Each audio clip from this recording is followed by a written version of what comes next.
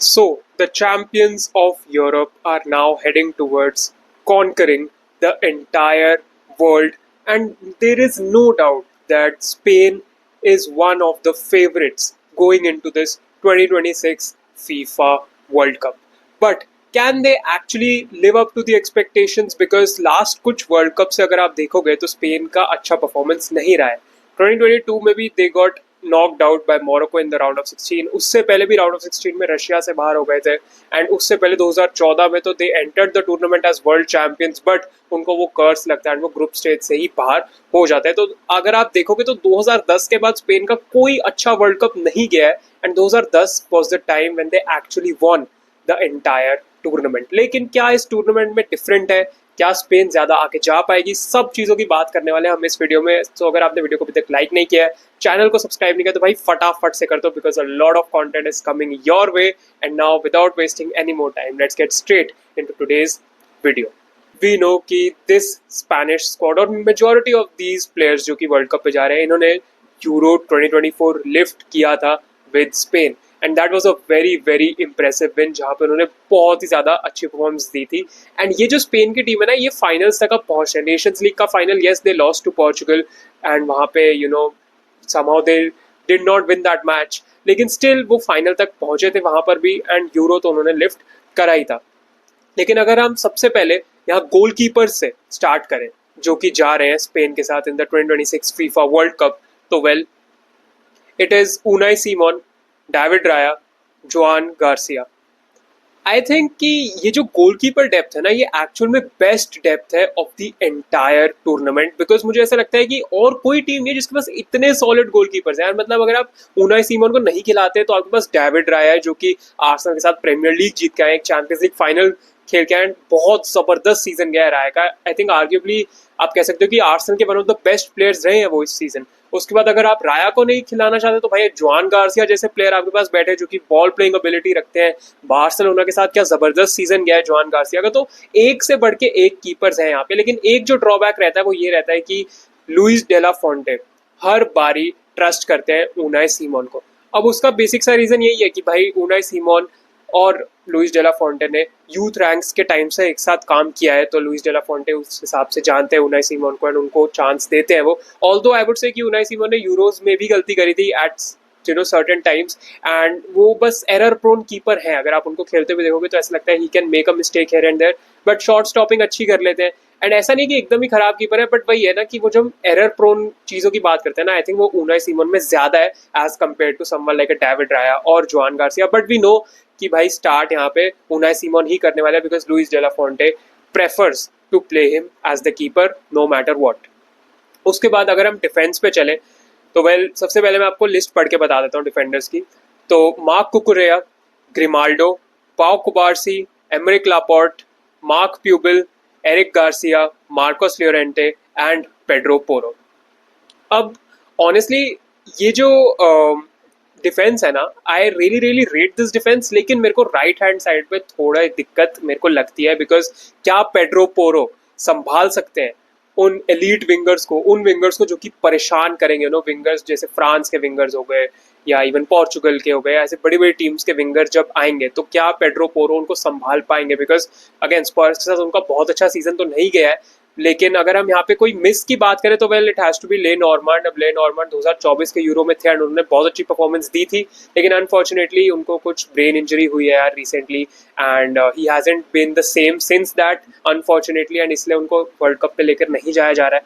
अगर मैं Marc Cucurella की बात करूँ तो वेल कुकुरेला का चेल्सी के साथ सीजन उतना अच्छा नहीं रहा है, because up and down Chelsea का सीजन रहा. भाई चेल्सी खुद 10th फिनिश की है, लेकिन स्टिल अगर मैं मार्क कुकुरेया का इंडिविजुअल स्पेन के लिए परफॉर्मेंसेस देखो तो ही इज ऑलवेज देयर भाई. मतलब he will start above Grimaldo, इसमें तो कोई डाउट ही नहीं है. He is the starting left back.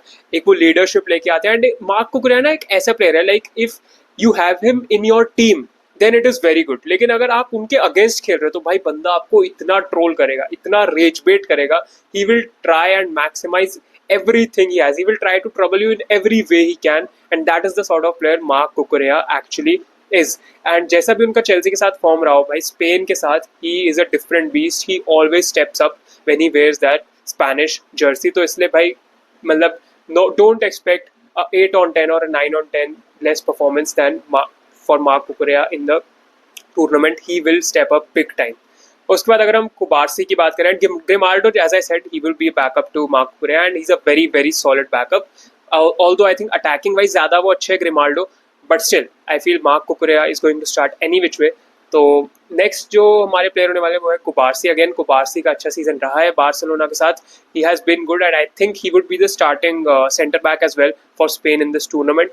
एमरिक Laporte, अब लापोर्ट का अगेन लोग क्वेश्चन करेंगे कि इनको क्यों लेके जा रहे हो, but I think Laporte is someone जो कि उनका यस बहुत अच्छा सीजन तो नहीं किया, बट ही समवन जो कि एक लीडरशिप लेके आते हैं, सीनियोरिटी लेके आते हैं. एंड इन टूर्नामेंट्स में ना, मैंने अर्जेंटीना के प्रीव्यू में भी बात करी थी, इंग्लैंड के स्क्वाड एनालिसिस में भी बात करी थी कि कहीं ना कहीं आपको ऐसे प्लेयर्स चाहिए होते हैं जो कि you know they have been there, they have done that, they bring that seniority in the dressing room, they bring that leadership in the dressing room. And Emerick Laporte वैसे ही कुछ तरह के प्लेयर हैं, इसलिए उनको यहाँ पर भी साथ लेकर जाया जा रहा है.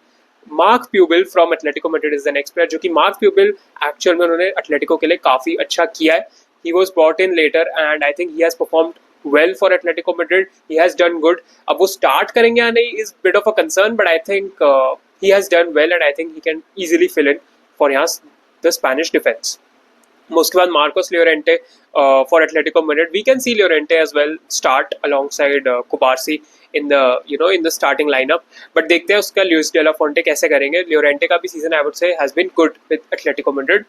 And then we have Eric Garcia. अब Eric Garcia एक ऐसे player है जो कि he can play across the back line. अब आप चाहते हो कि भाई full back पे कोई injuries है तो वहाँ वो खेल सकते हैं, left back, right back और इवन सेंटर बैक अगर मेक शिफ्ट खिलाना है. Eric Garcia is that sort of a player.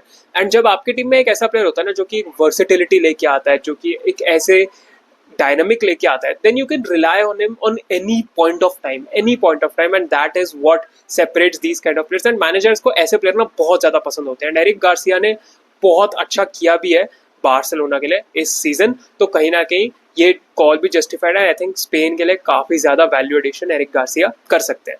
Now, moving on to midfield, जो कि एक्चुअल में is a very very very solid midfield in this tournament. तो it is Pedri, Fabian Ruiz, Martin Zubimendi, Gavi, Rodri, Alex Baena and Mikel Merino.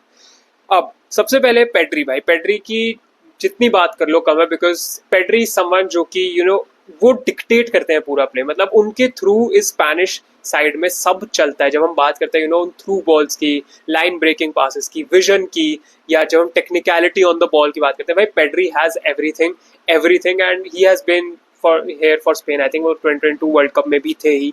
And I think this is the time कि these guys are hitting their peak age and I think we will see the best of Pedri in this tournament. Obviously Barcelona के साथ भी उनका season काफ़ी अच्छा गया है. अब मैं फाबियन रुइज की बात करूँ तो again he has won the Champions League yet again with PSG, and Fabian Ruiz in that PSG midfield, we know how he functions and we know what he can do. Obviously Euros 2024 में भी बहुत ज़्यादा अच्छा performance रहा था Fabian Ruiz का, and I expect him to do the same again for Spain this time out.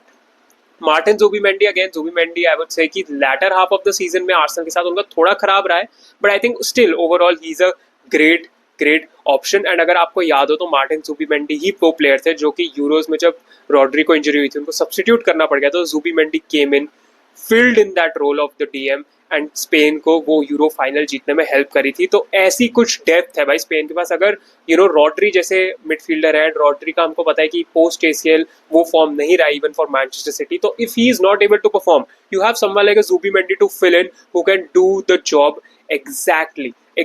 And कहीं ना कहीं रॉड्री की जो कमी है ना वो फील ही नहीं होने देंगे स्पेन को. एंड इस लेवल की मिडफील्ड में डेप्थ है स्पेन के पास भाई. तो इसलिए आई फील कि यहाँ पे अगर रॉड्री का वो फॉर्म नहीं रहता है जो कि सिटी के लिए उतना नहीं रहा, तो Zubimendi can exactly fill in that spot and do his stuff there.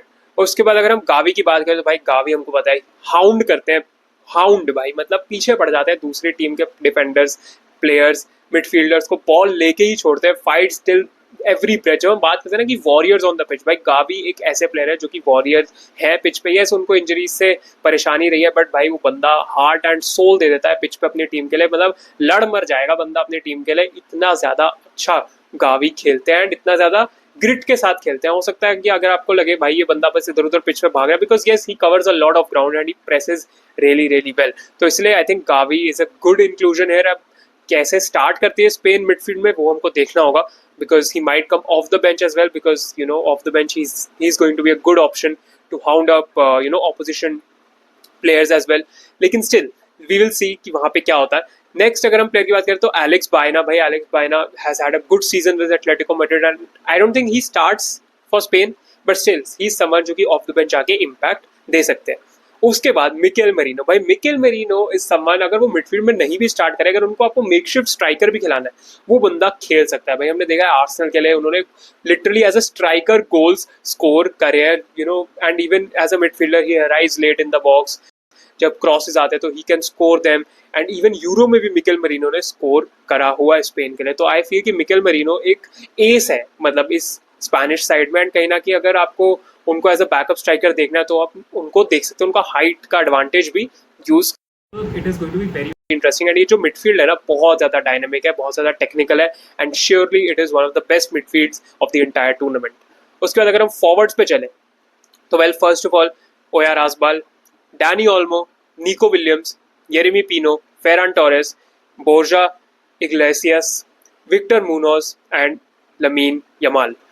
अब okay, Mikel Oyarzabal is someone जो कि आई फील कि उनको उतना क्रेडिट नहीं दिया जाता जितना वो डिजर्व करते हैं. ही is a very very underrated player यार. अगर तुम देखोगे कि जब गोल्स मारने की बात आती है, you know he does his job, scores goals and leaves. मतलब he is just like that. Euro के फाइनल में भी मिकेल ओयारआज़बाल ने ही विनर स्कोर किया था फॉर स्पेन अगर आपको याद हो. और ये सीजन भी रियल सोसिएडाड के साथ he has had a fantastic season. वहाँ पे ऑब्वियसली कोपा डेल रे भी उन्होंने जीता, काफी गोल कॉन्ट्रीब्यूशंस भी दिए उन्होंने रियल सोसिएडाड के लिए.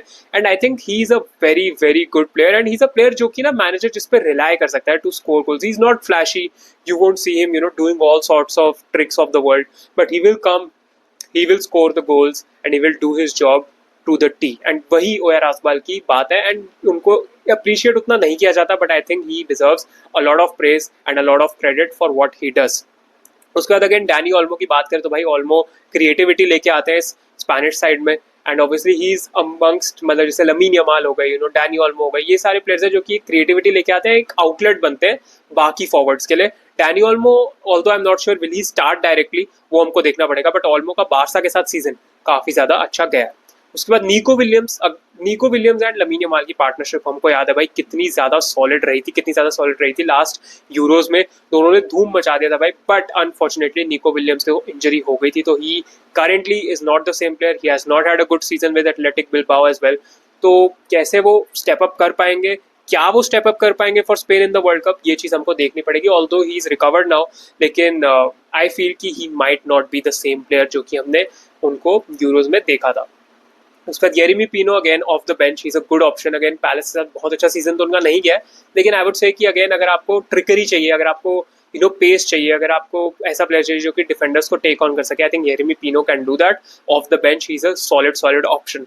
उसके बाद फेरान टोरेस तो भाई बहुत ही ओपिनियंस डिवाइड करते हैं. मतलब बार्सिलोना फैंस एक तरफ तो भाई एकदम उसको हिट करेंगे, एंड एक तरफ ये भी जानते हैं कुछ बारसा फैंस कि वो गोल्स भी स्कोर करते हैं. तो वेल स्पेन के लिए Ferran Torres always steps up भाई. मतलब yes he misses chances here and there, and I won't say कि he is perfect, but still भाई अगर आप रिकॉर्ड उठा के देखोगे, अगर आप प्रीवियस मैचेस उठा के देखोगे तो आपको पता चलेगा Ferran Torres whenever he wears the Spain jersey he always steps up with his performances. तो उसमें तो कोई डाउट ही नहीं है.